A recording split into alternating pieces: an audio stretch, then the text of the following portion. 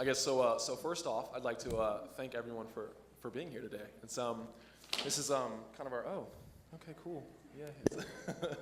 This is our first go around together, introducing kind of our story. We're going to give you a little bit of background, but initially, my first year in Chautauqua, I want to say, was about this is my 5th season in Chautauqua, and so my first year, one of the things I noticed was the camaraderie and the ability to kind of grow into the community with everyone. And so my first sponsor was Marjorie Gutnick, and unfortunately she's not here with us today. I wish she was. And to see her passion and kind of how she was the driving force for the dance and how she pushed me as an individual and as an artist. And so it was very different for me initially, kind of coming into this environment. It's very different from obviously any other place. So I'd like to just give a big shout out to Marjorie Gutnick. She was a big supporter of me and the dance, and really happy. Yes, my name is Pete Leo Walker. Hi, I'm Anna Gerberich, and I'm going to guest start our story. I came to Chautauqua when I was 14 years old, and the only reason I could come to Chautauqua is because I was offered a scholarship. My family was having financial difficulties, and it was actually going to be my last summer of dancing. So I really wanted to go out with May, and I heard this was the most amazing summer program. So I was able to come on full scholarship. And I had a meeting with Jean-Pierre Bonifou, the artistic director. He asked me, what are my future plans? And I told him, I'm going to stop dancing. And I had this foolish idea that if I became an actress, I could solve my family's money problems. So I told him, I'm going to be an actress. And he laughed at me a little bit. But he said, why don't you come to Charlotte? And he asked me to be an apprentice with the North Carolina Dance Theater, which is now officially the Charlotte Ballet. And I have just grown in this wonderful family that Jean-Pierre has offered me. I grew as a person and as a dancer, and I'm now the woman I am today. So I've been with the company for about 10 years. I think this is my 11th Chautauqua season. But somewhere along the way in the middle there, I think in 2010, this strapping young lad joined the company. It's going to get deep real quick. I'm going to sit down, take it there. So I initially auditioned for the Charlotte, North Carolina Dance Theater, for the Charlotte Ballet in 2010. And at the time, I was training at Nutmeg Conservatory for the Arts, which is a little north. It's in Connecticut. And so I got a flyer. One of my mentors at the time said, Charlotte Ballet, North Carolina Dance Theater, would be looking for the members of their second company. So got audition footage, kind of got everything together, sent all my information out, and was asked to attend the audition in New York. So I go to New York, and it was really kind of a totally different environment for me. Me personally, in terms of dance, I started a bit late. I was about 13 when I really dove into ballet. Prior to that, a lot of hip hop, break dance. I mean, throw a piece of cardboard down, and I was ready to just let it loose. So it was very different, and to see the discipline of ballet, to see where these artists were taking their own kind of style, and so it was very, very unique and very new to me. And so when I met Jean-Pierre, he's just this man in the room, and he just kind of has this stature, and all eyes go to him when he comes into the room, and so I immediately felt intimidated, naturally. It was like I said, it was a great experience. So when I got into the audition, so many dancers. I mean, the dancers were phenomenal. And initially, you start you off with a bar, and then you move into kind of the classical portion of the evening. I love classical ballet. That is I have a good time with it. I mean, it requires a lot of technique and a lot of discipline. But I know, as an artist, you tend to know your strengths and your weaknesses. So having a hip hop background, I know that when I get to contemporary, I know I can let loose. I know you're comfortable. I was comfortable. And so we do the audition, and the classical portion happens, and then there was just this huge cut. I mean, there was probably 120 dancers there, and it got cut down to 12. And so it was very, okay, here we go. I don't know. I think I was number 62. Sure enough, 62 gets called, and I remember thinking, oh my God, I made it. And so we get to the second half of the audition, and it was a segment from this woman, Christina Johnson, who had formerly worked with North Carolina Dance Theater and Complexions Contemporary Ballet. So she set this piece. this contemporary movement. And one of the things they said from the beginning of the audition was, you know, if you feel like Jean-Pierre kept kind of pushing this in everyone's ear, but I don't think a lot of people took to it, was if you forget choreography, or if there's something that you don't catch on, you have to keep going. I have to see movement. I want to see your energy. What can you do with it? And so, I mean, sure enough, you're nervous. Nerves are going. Everything's new environment. And so I think it was about an 8-count phrase. Towards the 7-count phrase, completely blanked. I mean, choreography was gone. And so at that point, I said, all right, I can't give up. This is it. I got to go. And so I just kind of did my own, just went for it. And after the audition, Jean-Pierre spoke to me a bit and said, you know, we'd like to talk to you. We should be talking to you, contact you within the next 2 weeks. And so I get an email, and I was told to, the first part of what would have been my second company contract was to attend Chautauqua. And that was when I said, oh, well, what's Chautauqua? So it was, like I said, it was very new to me. And so I arrived in Chautauqua, and I mean, it's from the beginning to the end. It was just this like total support system, everyone pushing one another, and also working with other arts areas. You know, seeing the artists, seeing the opera, seeing the actors. You know, having that push behind you kind of helps you excel in your own art form. And so we get to the studio, and I see the company, and I'm watching everyone dance. I'm like, oh my gosh, this company's phenomenal. These dancers, whoa, he's doing her, she's doing this. Oh my gosh. And then I saw Anna, and it changed. So I get in, and immediately, you know, she's just this classical powerhouse. You know, I'm watching her, and I'm like, oh my God, she's doing a bar, she's hitting a beautiful 5th position. And I know maybe classical wasn't what I focused on, but after seeing her, I was like, okay, I gotta clean up this classical. Let's go. So I had to, you know, for her, I felt like I needed to step it up a bit, and for myself as well. And so I fought and pushed, but initially, I remember seeing her for the first time and thinking, she is beautiful. I mean, this woman inside and out, you know, seeing her move in rehearsal, seeing how she takes correction, seeing how she communicates with her peers. You know, because there's so many things that kind of get taken away in the perception of ballet. It's not just going in the studio and maybe doing a bar or starting rehearsal. You really have to connect with those around you because it's so physical. And so if there's not a level of comfortability with, you know, your peers, it's tough to kind of build on top of that. And so, yeah, I think in 2010, that was my first time when I met Anna. And of course, when he walked in the room, all the girls were like, who's that one? Every girl in the company just, who's that one? Did you talk to him yet? No, I haven't talked to him yet. Have you talked to him yet? And I remember I was a little bit shy. He came up to me first, and he was very bold. He was like, hi, I'm Pete Walker. And I didn't know quite what to take from all of his energy. But Jean-Pierre would sit in the front of the room with me and a couple of the other girls, and he would point him out, and he'd be like, he's special. That one has something special. So I started watching him more, and then I was very lucky. Patricia McBride decided to set Stars and Stripes on me and Pete, and it was kind of our first time dancing together, as well as Sasha Jane's choreographed Last Lost Chance during that time as well. And so we started working a lot together, and I was having a blast. He felt like my best friend. It felt like I had known him for years. And it was so easy to work with him and communicate. And, you know, some things we didn't even have to communicate. Our musicality was the same, or the way we wanted to do things was the same. So it was just very cohesive without almost even having to talk. And then we communicated well on top of it. So it just set us to this whole new level, I felt. But Last Lost Chance was, I feel like, very special for us. I feel like we almost fell in love without communicating, because we weren't a couple yet at this point. And I just felt so connected to him in a way I haven't felt connected to someone before. And circumstances worked out personally, and the next summer when we came up, we were able to go on a couple dates. Well, I remember throughout the season, Dwight Roden came in, and this is kind of taking a step back. This was in 2011, it just turned 2011, and he was setting a new ballet called Reflections of, definitely a new process. And so I remember, okay, this is my time to shine in front of Anna. Okay, this is contemporary, let's go. And so I remember just doing as much as I could in rehearsal, and I was going to grab a drink of water, and Anna was kind of exiting the other way, and I remember she stopped me, and she goes, Pete, you know, you're working really well. It's really nice. And I was like,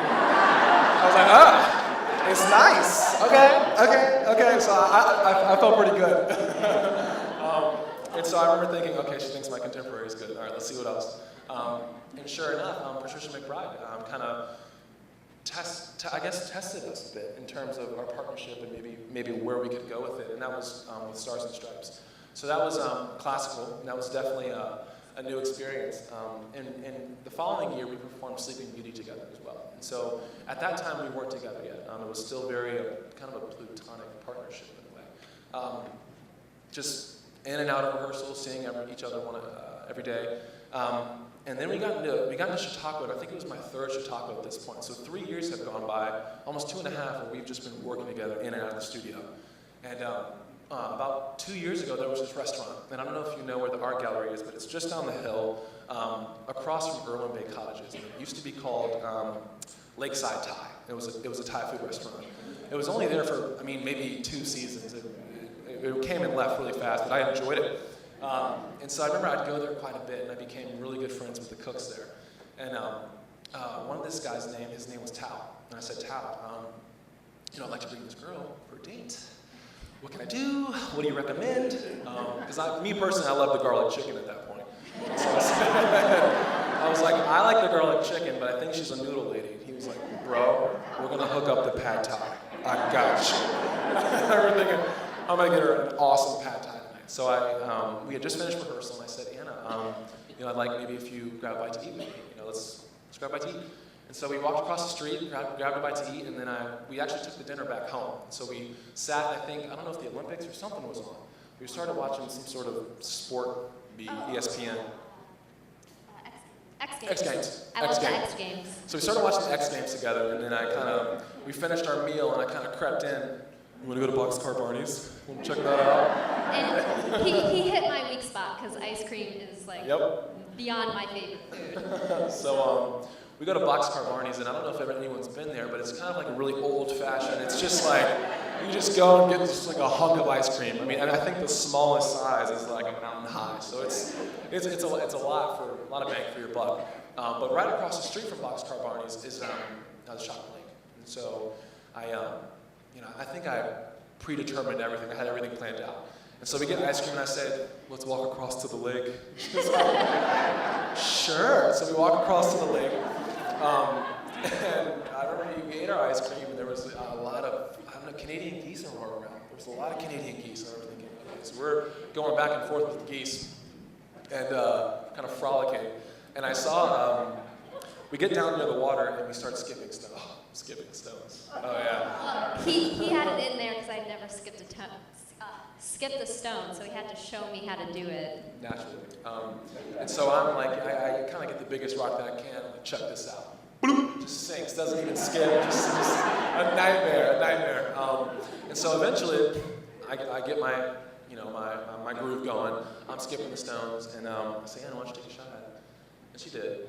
And she did pretty good. And I don't know, from that point, I remember that being the night. So I'm skipping stones, and it's kind of getting dark, and it's like 8 o'clock at night, and I just leaned in, and I gave her a kiss. And I said, yep, I'm going to kiss her. And it happened. And so kind of, I don't know, I guess for me, I kind of had everything planned out at that point, just because I had known, for 3 years that this was the woman that I wanted to be with. And just seeing her day in and day out when it's so physical and you're crying and you never know what's going to happen the next day, at work. And I think that really brought us together. And I think having the same passion for something like ballet. Ballet is so unique in terms of an art form, in terms of what you can express emotionally.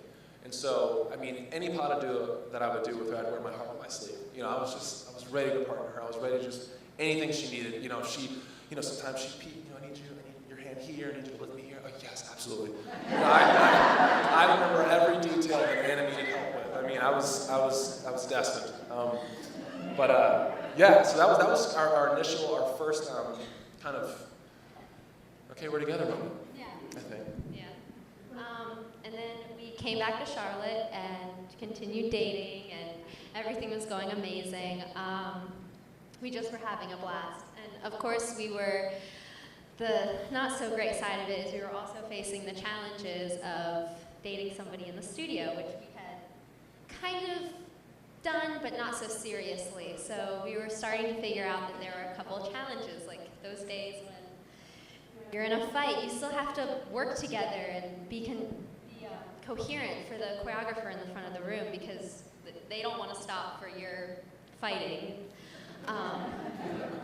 So that was a big challenge for us. So we kind of learned and worked on that. And then in January of our first year dating, I broke my foot.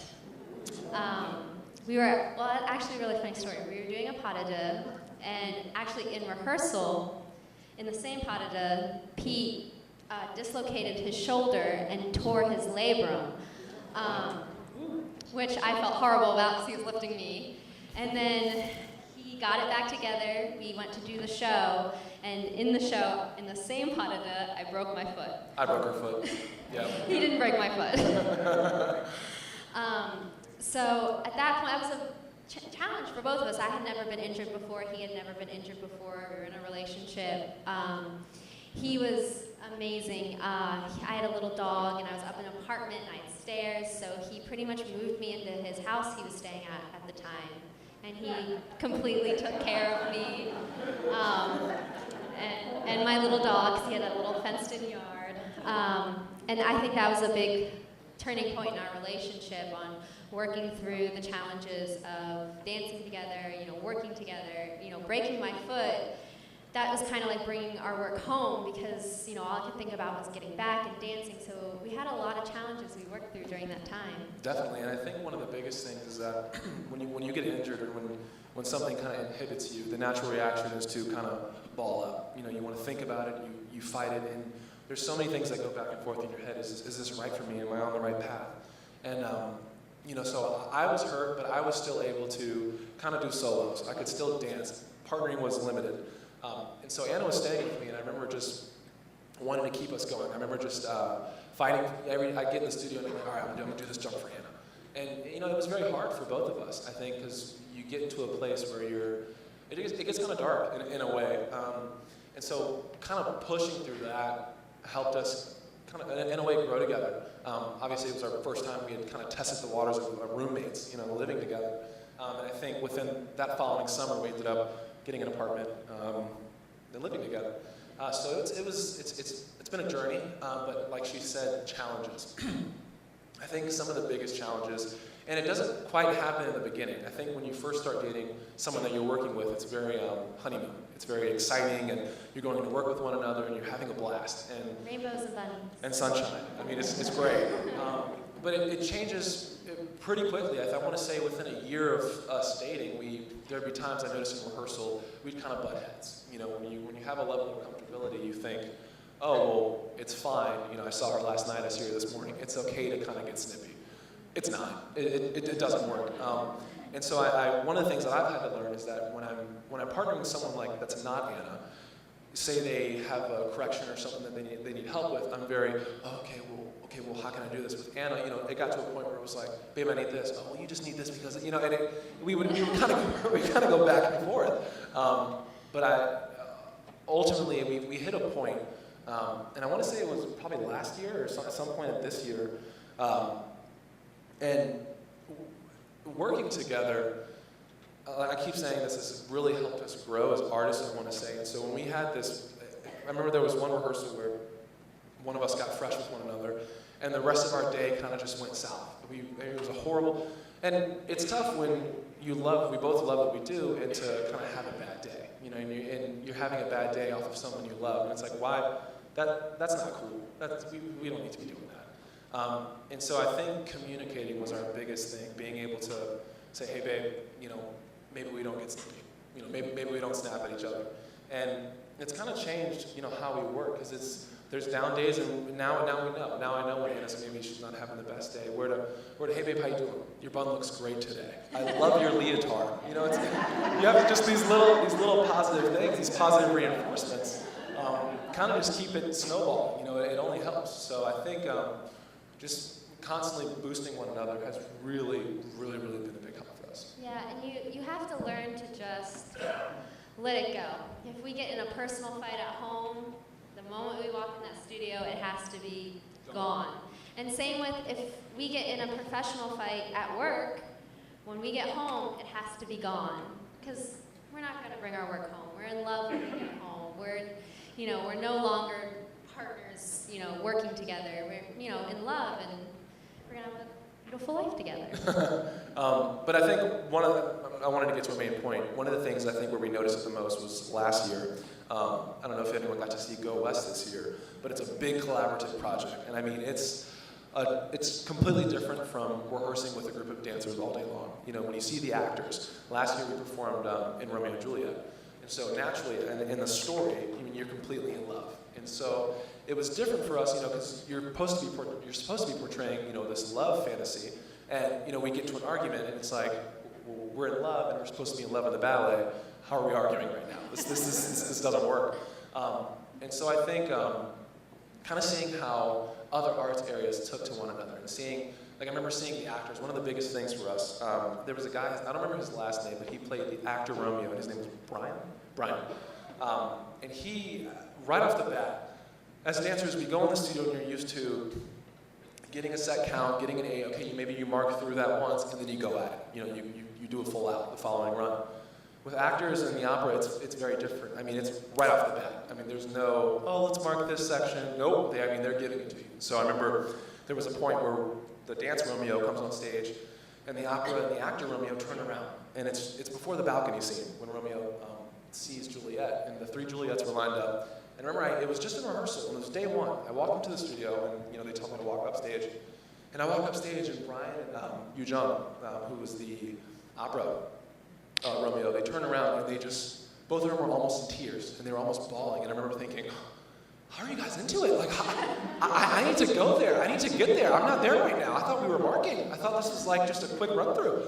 No, and so learning that and kind of incorporating with her, being able to just, instead of maybe taking that mark, maybe we're not doing the lifts full out, but the emotions need to be full out. Maybe our connection, where we're looking at one another.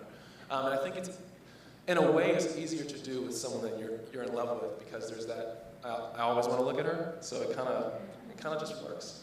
How can I not always want to look at him? I think everyone can agree with me. But on the more positive side, I guess I could say, is partnering with someone you are dating is, I have to say, one of the best things in the world. To do something you love with someone you love is, I can't even express that feeling.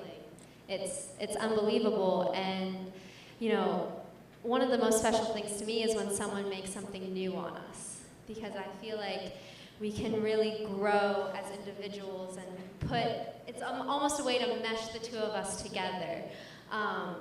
The lifts, of course, I love dancing with the other men in the company. They're so talented and they're amazing, but there's no one I'd rather dance with than Pete, because I can run and jump in ways I could never do with someone, just because of the level of trust and comfort, and I know he wouldn't let me hit the ground. Or he better not let me hit the ground. And I just feel like so many more things are possible. And when you work with, let's say someone I'm not dating, you might have to work on the chemistry, because the audience does need to feel that. You can't just ignore your partner. Where it's easy with Pete, because we don't have to work on that chemistry. So we can work more on the technical aspects, because we know that's just immediately going to be there.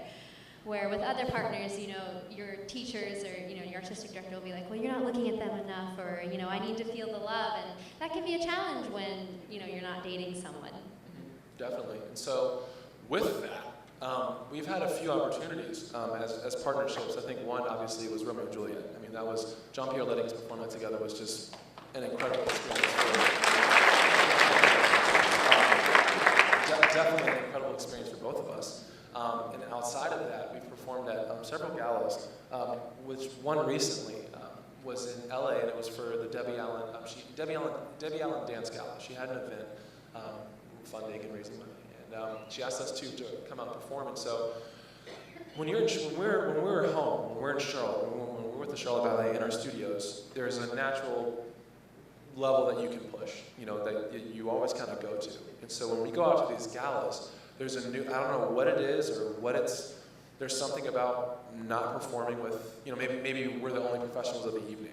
And so there's that kind of commitment for both of us to give the best that we can. And so we performed at this Debbie Allen Dance Gala, and it was just, when you're in love with someone and when you're doing a ballet that obviously you've done a few times, you can push the envelope a bit. And so we were able to, going to these galas, we've learned how to, outside of work, we've learned where we can push and where I can toss her a bit more. Maybe I wouldn't do that at work. Maybe I wouldn't do it at home. And so there's different little idiosyncrasies that we've kind of learned both from one another in terms of partnering in some of the lifts that we do. There's one that Sasha Janes created. I've never seen it. It's a helicopter, and so this helicopter turns. Okay, I'm sure I'm sounding crazy. Well, if you were at Pas de Deux evening, you saw it in Spring Waters. Yes, and so it's a helicopter, and she throws her leg over the air, and she lands. Well, it's different. It's easy to do that when with anyone, But having the trust behind us, he said, okay, well now I want you to assemble afterwards. And so an ensemble is when you bring your legs together and you kind of spiral in the air. So we've kind of pushed it to a point now where I'm able to toss her, and then she spins down twice. So there's different lifts and tricks that we've been able to kind of expand on or embellish on. And I think that's been one of our successful things as partners, just being able to take different partnering abilities to the next level between us. Because it's something that I maybe wouldn't try with someone who wasn't comfortable or who maybe didn't trust me as much. Because naturally, that's going to happen when you're at work. Not everyone's just, oh, okay, I'm going to leap and jump, go for it. You never know. And so I think that's, like we keep saying, that's one of the greatest things about being in a relationship with someone that you work with, is being able to push the envelope, being able to maybe take it to the next level in different ways. So one of the lifts, put this down. One of the lifts that we do is like a helicopter shape. While he's working on that, we're going to show you, I believe, a basic helicopter. But even before in partnering class, you learn how to do, even before in partnering class, before you even learn how to do a helicopter, you learn how to do a basic press. And coming from the female perspective, it's really scary the first time a guy presses you in the air above his head. And the worst thing you can do is freak out. That's usually when you get dropped. You have to stay completely calm, and that's very hard for females to do, is to have that fear inside of you because you've never done it, but keep your body completely calm. So I feel like it takes a level of fearlessness, I like to say. So a few of the first things that you learn when you're partnering, obviously for guys, whatever, hands on the waist. There's obviously that focus. So sometimes initially they'll say, the girl will be in point shoes. She will go susu-go. So the guys are asked to maybe lean her right, maybe lean her left, lean her forward and back. And so those are the ways that as a partner, as a man perspective, you're getting used to having transitioning the weight back and forth. And so the first thing you do is kind of like the basic lift of all is called a shoulder spin. And so that's, I remember when I first started ballet, I did all this hip hop, I was always kind of moving and doing my thing. And I was asked to take a partnering class, and so they say shoulder spin. And a lot of the men at the time, so like I said, I started a bit late, they were kind of, for me, partnering has always been kind of something that I get excited for. So I remember doing a shoulder spin, feeling like, hey, he didn't do it, you see this? So this is just like a basic shoulder spin. And you toss it up, and usually in the ballet you walk. You turn. And so it takes, that's kind of the general step. And so a lot of the times you see that in group ballets. And so you see maybe the principals or soloists are dancing in the front, and maybe there's a four in the back, and they're all in shoulder sits. And those just kind of tendu, and it changes drastically. The next one is an arabesque press. And that's kind of, you kind of advance into that. It's not something you just want to dive into out of there. And so I remember when I was in that conservatory for the arts, for, men, kids of my age, I was 16. Press lifts were like, if you could do a press lift, you were bees knees. I mean, you were cool. And so we'll show you a press lift, I guess. Arabesque press. So this goes right up, and she's there. And so she did that.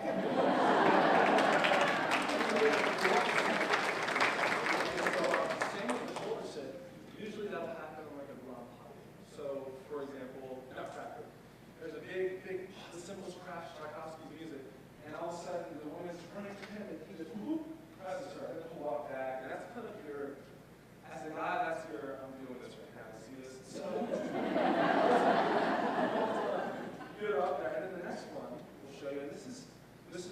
start to see change in partnering, where not only so, and when I go to the gym, I would call these lifts that we just showed you kind of like a compound exercise, where it's just lifting up shoulder, lifting up in the air. Now then you change the aspect of that in ballet. So a lot of times, when you're lifting, there's movement. So instead of maybe just pressing her, then you add a spin to it. And the first toss is called the helicopter. And the helicopter is just, the woman pretty much hits a second. So her leg's going to be in second, she talks, and and the guy will toss her up and go into a fish. And a fish is the staple. I mean, usually at the end of a paddle, someone will fish, and then the guy will just open his hands, up, and then lift her up, point, and then to the audience. And so it changes drastically with every movement, every ballet. So helicopters kind of, when you get a helicopter as a guy, aside from the air bench press, you feel really good. I mean, it's like, this is another one that I can do. So we'll just show you.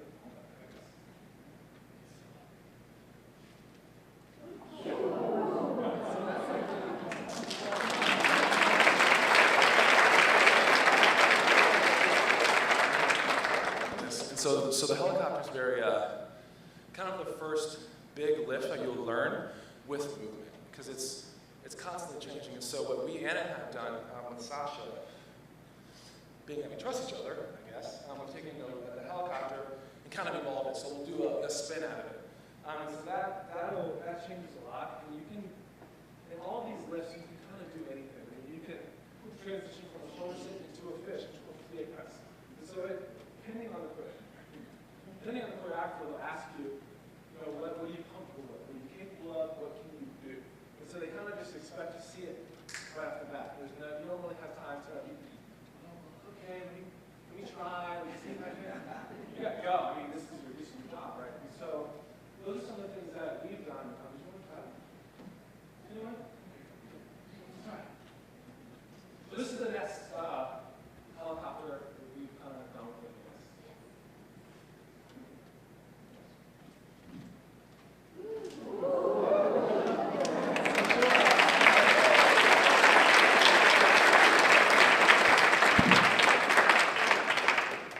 So like I said, as you're partnering, the more comfortable you get, especially as an artist, you're able to take things away. And so one of the things that I've done, like Anna was saying earlier, I tore my labrum back in early 2013, 2012. Might have been 2013. 13.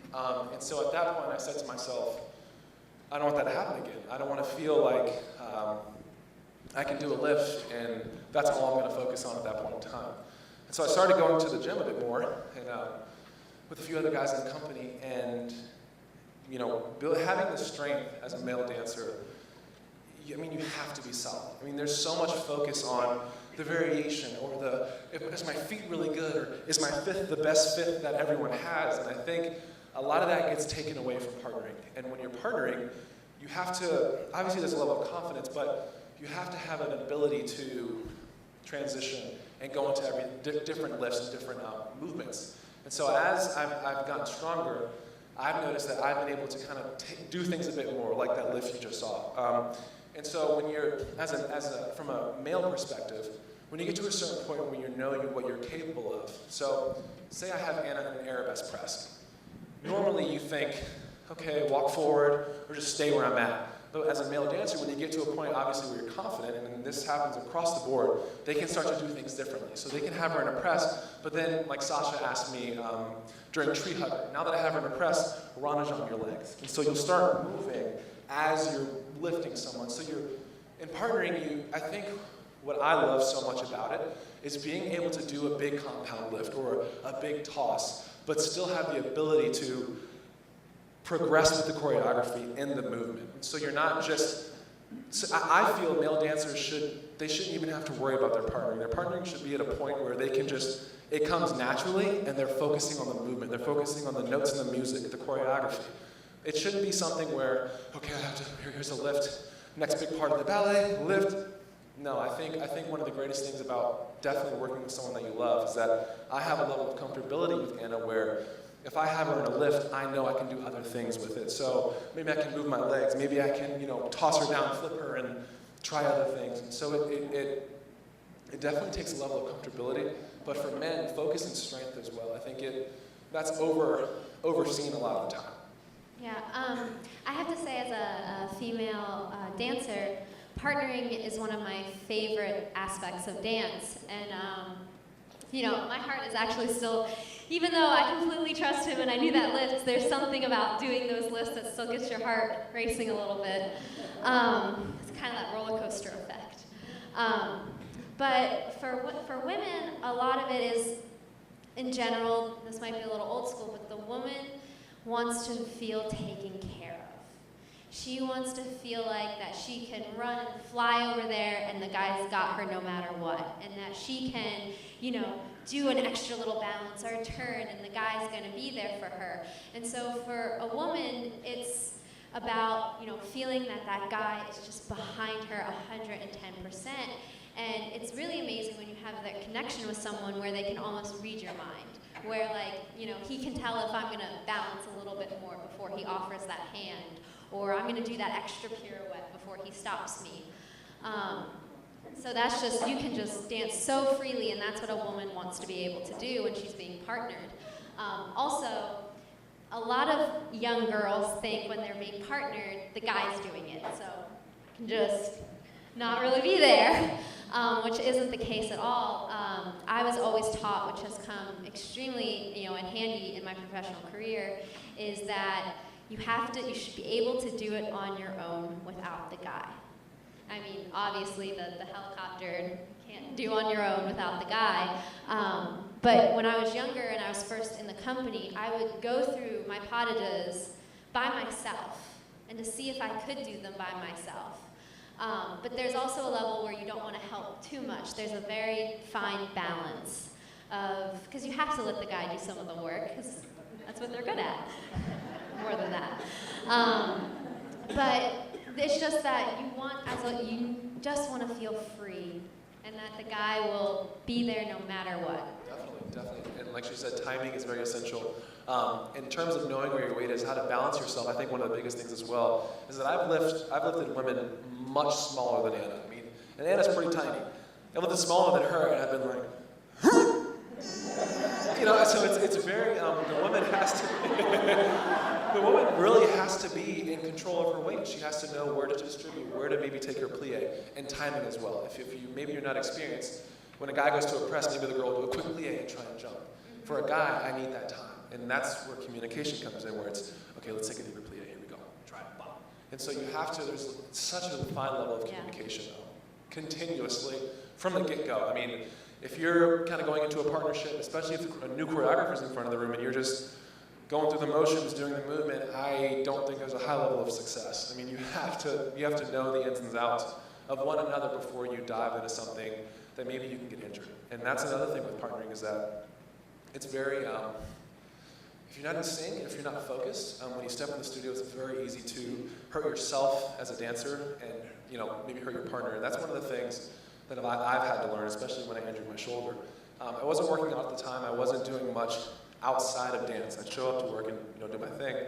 But I noticed when I got injured, it was, okay, whoa, I didn't have a level of focus. And so I got in the studio and I said, it was day one, and I thought to myself, I can toss, man, this is not a problem. And I got cocky. I got too confident. And so when you don't have that focus, or when you maybe get ahead of yourself thinking you're capable of something you haven't tried or maybe you haven't done, you can get hurt. And so learning how to pull back and maybe focus, watch it for once, see how it's done, and then talk about it, and then pursue it. I think there's a few steps before you just dive into maybe a new lift or a new pas de deux. So you always want to take the time. I think timing, I keep preaching timing, but timing is so essential when going into any partnership with any woman or male as well. Yeah, and I think that's something we've learned as a couple, as like he was saying, we're so comfortable with each other. It's easy, if a choreographer says, do this big lift, for us just to want to do it. But we've learned that we still have to go about it very carefully. We still have to do it a little bit at a time. As much as we just want to run and dive into it, it does cause injury. So we've learned that, you have to still do all the little baby steps. And as a woman, you have to be able to learn to read your guy very well, and like read his subtle hand movements too, because if you're not reading that and you jump the gun for him, it could end up injuring you and him as well. Definitely. And so, just out of curiosity, is there any questions or anything you want to hear about? Please, yes. So how do you break it down? It goes so fast. I'd like to see that last one you did again, just because I was like, whoa, I couldn't even. Sure. How do you break it down? Well, that particular lift, the choreographer was like, let's see you do a basic helicopter first. And then from there, how high can you throw that helicopter? And then, we do a double turn out of it. The first time we tried it, we just did it very small and just a single. Caught it, it was okay. And, the first time that you do try for that, big lift, we might have a couple, other guys around the room, spotters. Because we don't have mats in gymnastics. So if you hit the floor, you really hit the floor. So sometimes we'll have a couple spotters. Like, I don't know if you guys saw Tree Hugger. When I fall forward, the first probably week and a half we did that, during all the run-throughs, I had guys in the front of the room there in case the lift, did go wrong. Could you do that one again? Yeah, sure, yeah.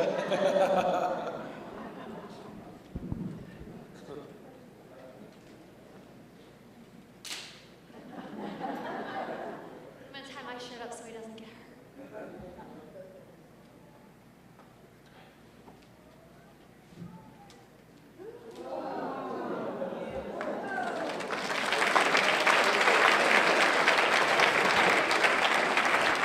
So, any other questions?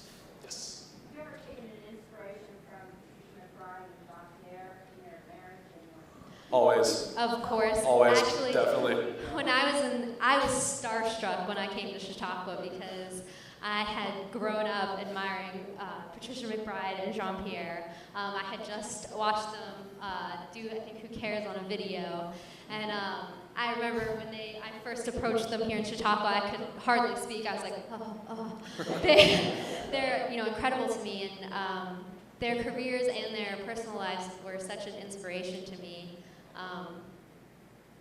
Same here. Obviously, when you see them as individuals performing, they're naturally just powerhouses. I saw Jean-Pierre for the first time. I don't remember what ballet it was, but they were showing a clip, and he's in the front center, and he runs back, and he does this huge pas de chat, and his feet come together, and his arms are out, and I remember thinking, this guy's energy, like, how is he so explosive? And then seeing Patty, when Patty was fearless, when she jumped into a guy's arms, Patricia McBride would go. She just went for it. And I think kind of seeing how they've pushed one another in their own, in the art form that we both love as well. And so seeing that and having that, as a kind of a mentor, they're our artistic directors. And so having that in front of us, it sets a standard, I think. And so we continue to push for that. But I think that'll take some time. Before you all were a real thing, first year, I'm sure you were not the only ballerina that took a beat. Last was, did you run either situations with other dancers? Well, the sticky situation I was in is I actually had a boyfriend when Pete joined the company.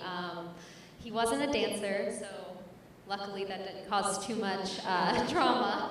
But I actually had a boyfriend, and we broke up, so get with Pete. And I had a girlfriend. I was dating one of the dancers at the time. She was a dancer in the company. So that changed. And Anna and I are together. Yeah. Yes.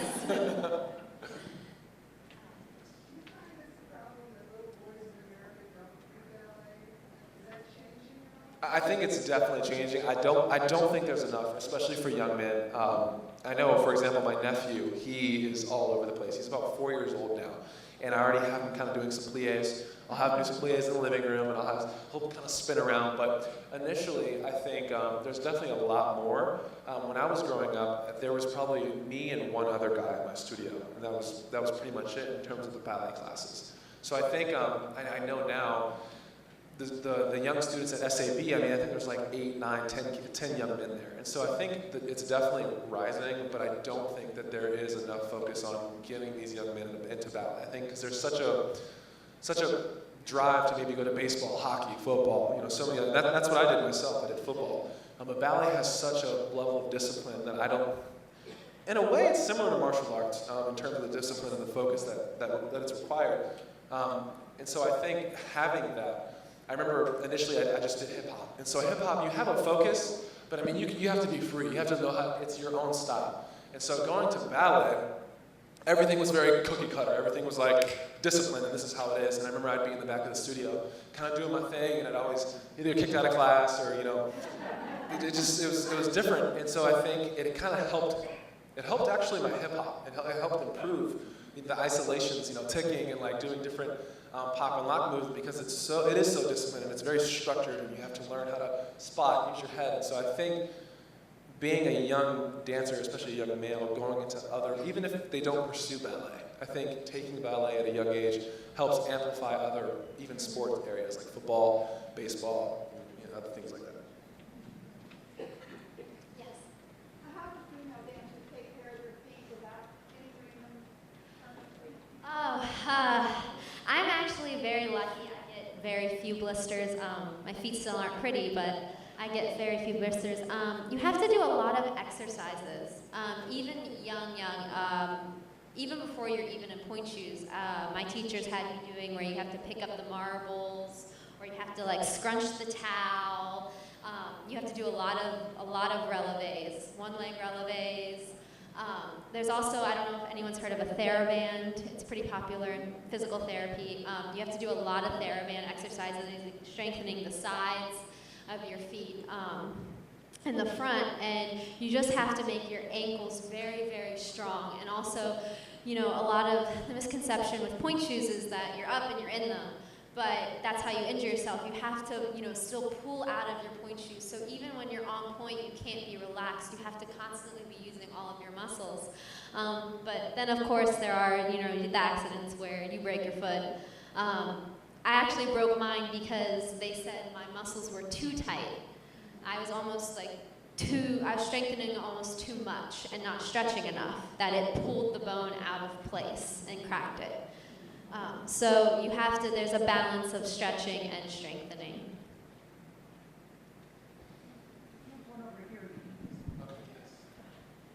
First of all, I want to thank you for the wonderful work in Roman. Thank you. And so my question is, the second dance, how did you get the concept? I mean, to us looking at it, it is as if she was there. So how did you do it? It definitely starts with the I'll repeat the question. She asked, how do we, one more time, how do we? How did she look dead? Yes. How do we depict Juliet really being dead, and kind of in this second act of Romeo and Juliet, or the final act? So a lot of that really comes from the artistic direction. So every day we'd be in the studio, and it's, as when you're playing Romeo, when you're seeing her dead, it's harder than you think. One, because she's my girlfriend, and I can't fathom that. I mean, that's not even an option for me. I don't want to think that at all. But Jump Here, I remember him telling me I had to go to a place where you're uncomfortable, you know, because there is a level of just purely putting your emotions out there, purely letting yourself go. And I think initially it was hard for me, but having the direction was the biggest thing. So every day we'd go over the same scene where I come down the spiral staircase, and then I see her for the first time back, you know, and then you run to her, and initially, you know, you try your own thing, and you try and do what you think is natural. And so I'm sure what I did naturally was, it's ridiculous. And so John Pierre obviously cleaned it up. And so he definitely refined that. So I think having the artistic staff, I mean, that's the only way to really pull out that quality maybe that you were able to see. And I think it's definitely easier said than done. Also, one of the hardest things doing the death scene for a female is it looks like, you know, I'm dead, but it's very hard because you have to hold yourself so that your partner can pull you and do do these lifts with you, but you have to be relaxed enough that you look dead to the audience. So it's actually a very big challenge for a female to play a dead body on stage. You were very successful. Oh, thank you. Yes. Are you having any dress rehearsals this week before the performance on Saturday? I'm sure we are. I know, obviously, there's a performance on Saturday. I want to say usually there's a dress rehearsal on Fridays, Thursdays. I'm not 100% actually.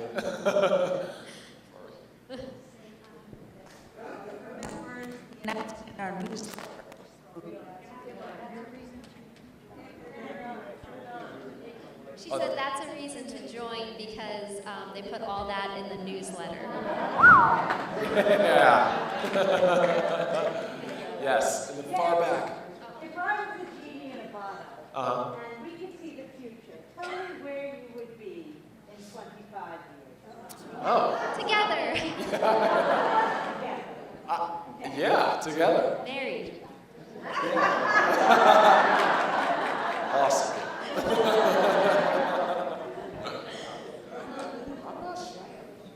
I think hopefully, well, 25 years, I don't know if I'll still be dancing, but hopefully still in the arts and still together and still pursuing, this passion we have together, either teaching, choreographing, teaching, young students the lessons we've learned. So hopefully still very much involved with the arts together, I would say. Definitely. Yes, ma'am. You mentioned going into the gym after to rehab your shoulder. Right. How much of your practice time is gym-related, strengthening, other than the ballet movement? Sure. So usually, me personally, I follow a schedule. So usually, we'll have work from 9 to, we have ballet class, kind of your basic technique class, and warm you up for the rehearsal day. And that usually runs from 9:15. In Chautauqua, it runs from 9:15 to 11, I want to say. 9:15 to 10:45. And so we start our rehearsals at 11, and we'll go until 5:15 to 6:15. And so usually after 6:15, if we're done at 5:15, I'll try and get into the gym around 5:45, 6 o'clock, and then I'm probably there for about 2 hours. And so that usually takes four times a week. So I'll go on Monday, and you want to go every other day because a lot of the guys who work out at the gym, they're not doing what we do all day. They just go in, they'll go in every day and just pound it out. And so it's very cardio-based what we do. So it's really hard to push yourself afterwards, and you don't want to overtrain. And so it's very easy to overtrain. So I usually limit myself to 4 times a week, and that'll take usually, definitely after work, Mondays, Wednesdays, Fridays, Sundays. So it's kind of every other day. You don't want to go every day, but that usually I'm done with my day by 8:30, 8:15. And I want to add too, the females do it too. Weight training is really good for female dancers, and I think a lot of people don't realize that it's just as important for the females as well to be in the gym. Yep. Yes. You do some hip-hop for us? Oh yeah. Okay. I can do a little something.